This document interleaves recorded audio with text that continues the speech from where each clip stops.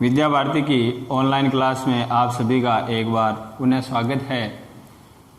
कक्षा 8 विषय विज्ञान पाठ पहला फसल उत्पादन और प्रबंधन हम पढ़ रहे थे, जिसमें हमने कृषि पद्धतियों के बारे में पढ़ना शुरू किया, जिसके अंतर्गत हमने पहली कृषि पद्धति में मिट्टी तैयार करने के बारे में पढ़ा था। आज हम दूसरी कृषि पद्धति के अंतर्गत बुआई के बारे में पढ़ेंगे कि बुआई करते समय किस बात का ध्यान रखना चाहिए। तो फसल की बुआई के दौरान हमें निम्न बातों का ध्यान रखना आवश्यक होता है, जिसमें सबसे पहला है अच्छी गुणवत्ता वाले साफ एवं स्वस्थ बीजों का चयन करना।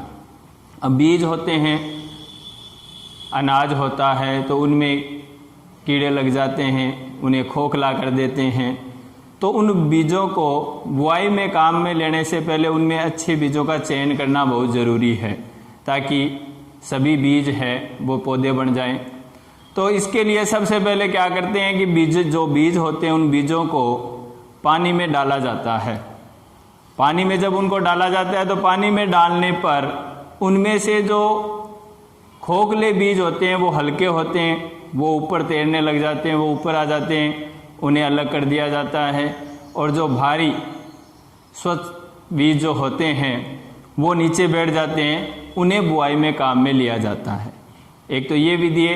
इसके अलावा आजकल बाज़ारों में अच्छी गुणवत्ता के बीज है, उनके पैकेट मिलते हैं। तो किसान आजकल अधिक उत्पादन प्राप्त करने के लिए उन बीजों का उपयोग भी करता है, ताकि फसल उत्पादन ज़्यादा हो।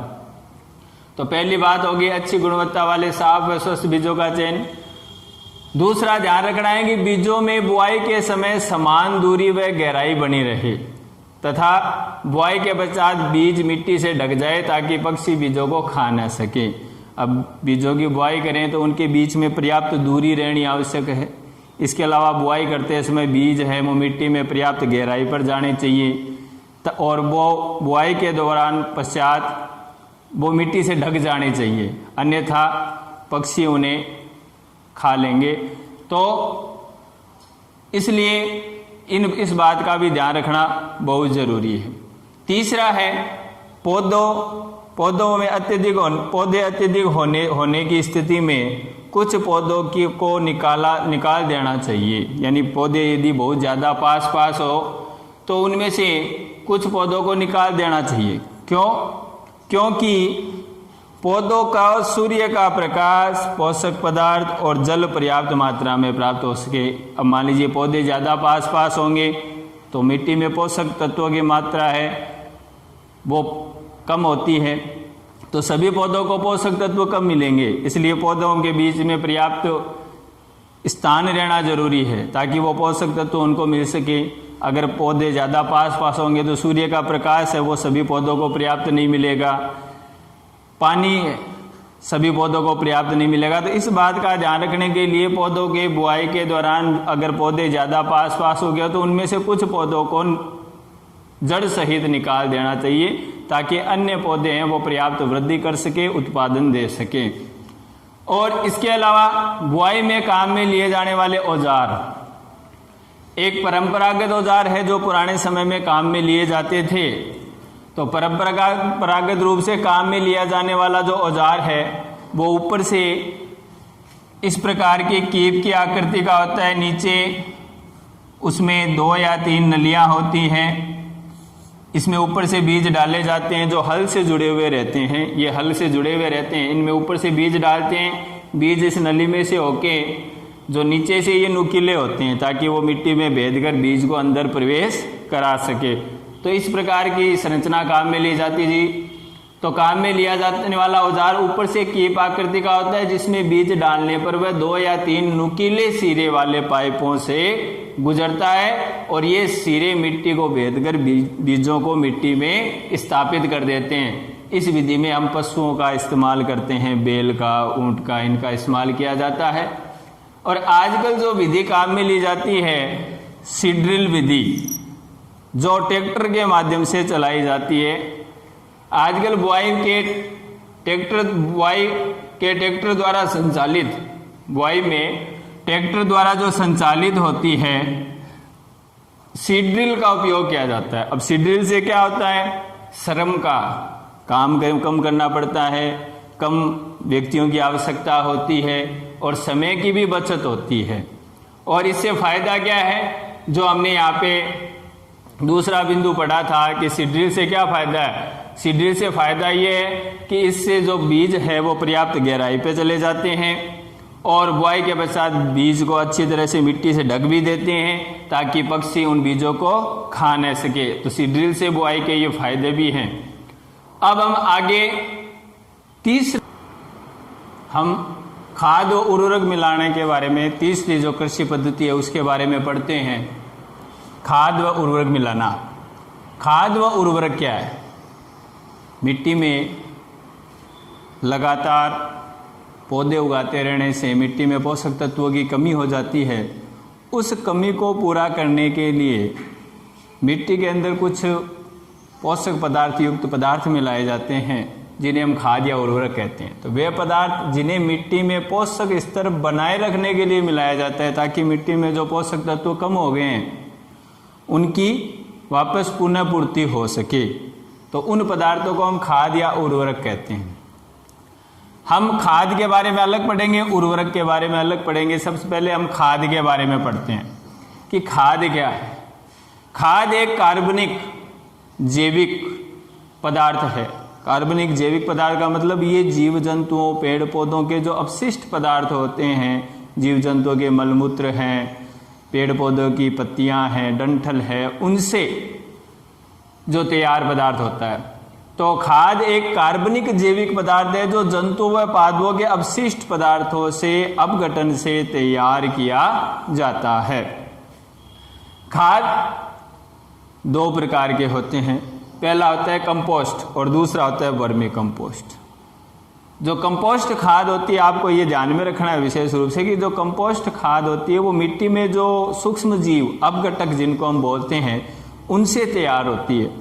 और जो वर्मी कंपोस्ट है उनमें अपघटक जो सूक्ष्म जीव है उसके स्थान पर केंचुए का उपयोग करके जो खाद तैयार की जाती है उसे वर्मी कंपोस्ट। बस अंतर इतना ही है कि कंपोस्ट में हम अपघटक का उपयोग करते हैं जो सूक्ष्म जीव मिट्टी में उपस्थित होते हैं उनका, और जो वर्मी कंपोस्ट है वो केंचुए के अपघटन से तैयार होती है। केंचुए हैं वो अपशिष्ट पदार्थों का अपघटन से उनको खाद में परिवर्तित करते हैं।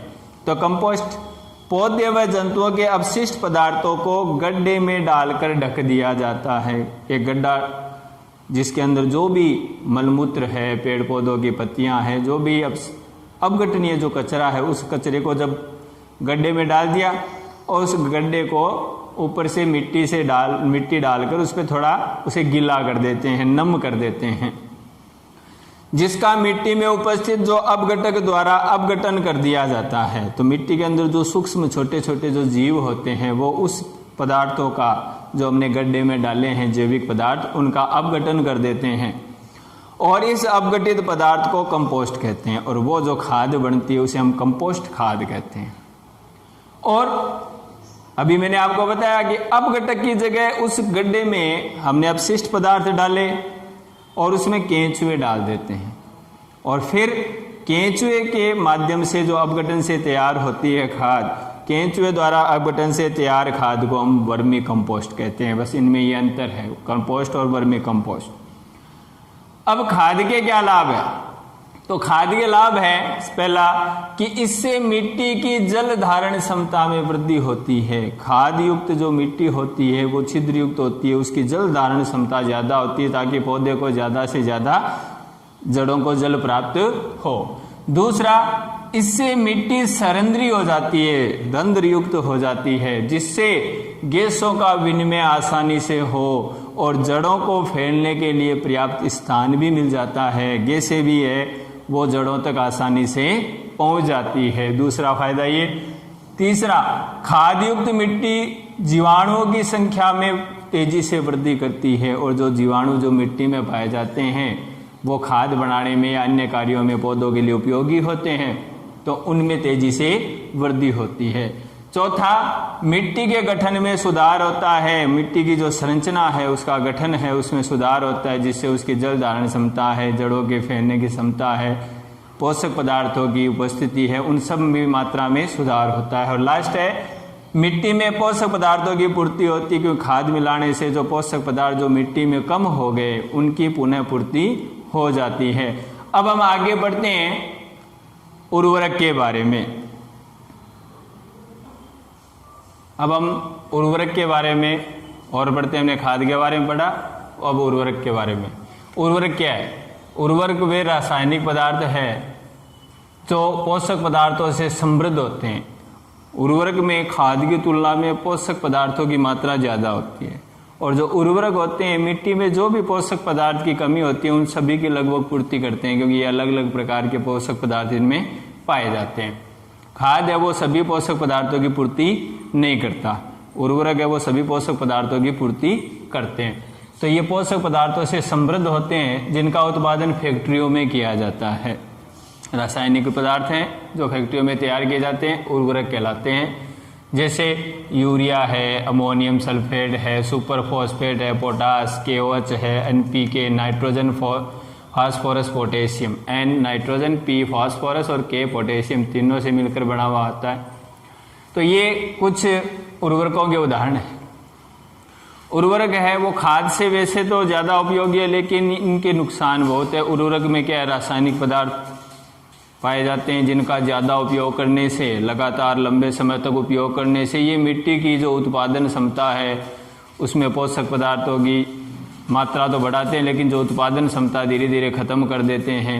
मिट्टी की गुणवत्ता है वो धीरे धीरे ख़त्म हो जाती है ज़्यादा उर्वरक का उपयोग करने से। खाद का लगातार उपयोग करने से मशीन जो पौधे होते हैं या मिट्टी होती है उनको ज़्यादा नुकसान नहीं होता। तो ये वैसे लाभकारी भी है, लेकिन ज़्यादा इनका उपयोग ये हानिकारक भी होता है। अब मिट्टी में पोषक पदार्थों की पूर्ति करने के लिए एक अलग विधि है जिसका नाम है फसल चक्रण या फसल चक्र। फसल चक्र में क्या होता है कि एक फसल के बाद में खेत में दूसरी किस्म की फसल एकांतर क्रम में उगाने की विधि फसल चक्र कहलाती है। यानी एक फसल बोई जाती है, जैसे एक रबी की फसल हो गई, दूसरी खरीफ की फसल हो गई। तो जैसे रबी की फसल है उसमें अलग किस्मों के पौधे उगाए जाते हैं, खरीफ की फसलों में अलग।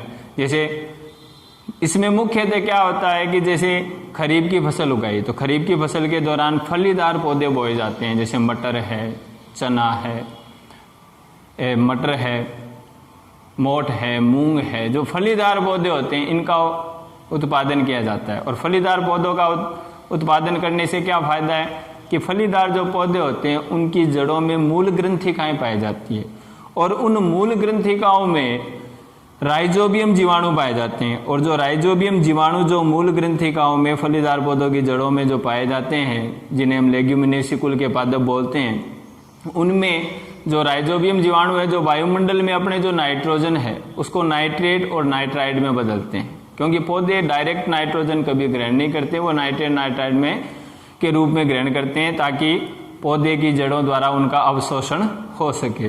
तो नाइट्रोजन को नाइट्रेट नाइट्राइड में बदलने का कार्य जो फलीदार पौधे होते हैं उनकी मूलों में जड़ों में पाए जाने वाले राइजोबियम जीवाणु होते हैं वो ये कार्य करते हैं। इसलिए फलीदार पौधे उगाने से मिट्टी में नाइट्रोजन की आपूर्ति हो जाती है, इसलिए इस फसल चक्रण का उपयोग किया जाता है। अब जैसे फलीदार पौधे उगाए उसके बाद में अन्य पौधे उगाए जाते हैं, जैसे गेहूं है या चना है, अन्य पौधे जिनका उत्पादन क्या होता है, ज़्यादा होता है। इससे उत्पादन क्षमता बढ़ती है, मिट्टी की गुणवत्ता है वो बढ़ती है, इसलिए फसल चक्र का उपयोग किया जाता है, जिसके अंतर्गत फलीदार पौधों के एकांतर क्रम में गेहूं या अन्य फसलों को उगाया जाता है। क्योंकि फलीदार पौधों की जड़ों की मूल ग्रंथिकाओं में राइजोबियम जीवाणु पाए जाते हैं जो वायुमंडल की नाइट्रोजन का स्थिरीकरण करके उसे नाइट्रेट नाइट्राइड में बदलते हैं ताकि मिट्टी में नाइट्रोजन की आपूर्ति हो सके और पौधे ज़्यादा उत्पादन दे।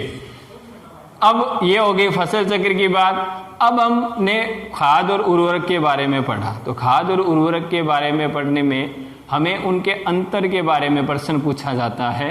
तो उनमें अंतर पढ़ते हैं कि उर्वरक और खाद में क्या अंतर है। तो उर्वरक, पहला पॉइंट कि उर्वरक है वो मानव निर्मित लवण है, ये मानव निर्मित लवण होते हैं। खाद एक प्राकृतिक पदार्थ है जो गोबर व पौधों के अपशिष्ट से तैयार किया जाता है।